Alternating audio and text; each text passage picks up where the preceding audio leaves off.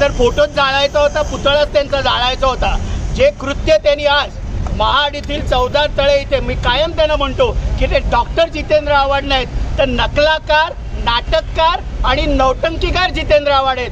आज परमपूज्य डॉक्टर बाबासाहेब आंबेडकरांचा फोटो असलेलं पोस्टर त्यांनी आंदोलन करताना फाडून टाकलं. त्यामुळे त्यांच्या मनामध्ये परमपूज्य डॉक्टर बाबासाहेब आंबेडकरांबद्दल किती श्रद्धा आणि निष्ठा आहे हे दिसून आलं. मनुस्मृतीचा विरोध राष्ट्रवादी काँग्रेस पार्टी करते.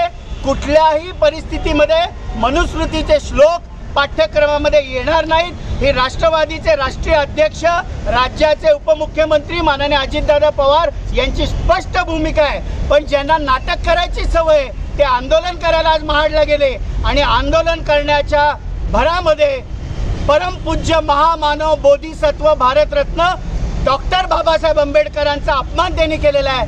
त्यांच्यावर महाड येथील पोलीस स्टेशनवर फौजदारी गुन्हा, ते व त्यांच्याबरोबर फोटोमध्ये दिसणारे त्यांचे सर्व सहकारी यांच्यावर फौजदारी गुन्हा दाखल झाला पाहिजे, त्यांना अटक झाली पाहिजे, अशा प्रकारची मागणी राष्ट्रवादी काँग्रेस पक्षाची आहे. मागणी पूर्ण झाली तर पुढचं पाऊल कसं असणार? झालीच पाहिजे मागणी. मुख्यमंत्री माननीय एकनाथरावजी शिंदे यांना विनंती आहे, राज्याचे उपमुख्यमंत्री व गृहमंत्री माननीय देवेंद्र फडणवीस साहेब यांना विनंती आहे की डॉक्टर जितेंद्र आव्हाड यांच्यावर गुन्हा दाखल महाड इथल्या पोलीस स्टेशनमध्ये झाला पाहिजे, त्यांच्या सर्व सहकार्यांवर गुन्हा दाखल झाला पाहिजे. नजीबजी, आज ज्या गरज आहे, कारण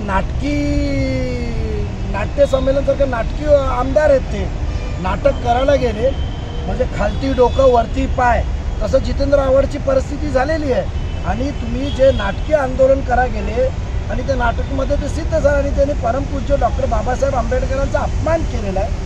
परांजपे साहेबांनी जसं सांगितलं, आम्ही तातडीने महाड इथे रायगड एसपींना फोन केलेला आहे आणि महाड पोलीस स्टेशनला तातडीने गुन्हा दाखल करण्यात यावा, असा अपमान सहन करणार नाही.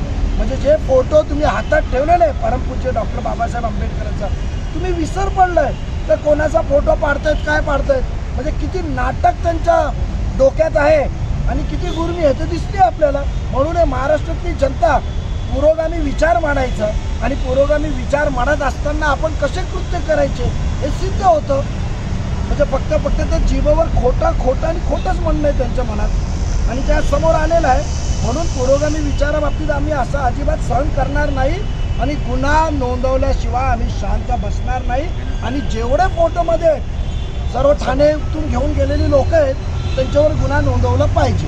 मनुस्मृतीच्या विरोधात तुम्ही देखील कशा आमची भूमिका पक्षाने परवाच सन्माननीय दादांनी, राष्ट्रीय अध्यक्ष दादांनी मांडली आहे.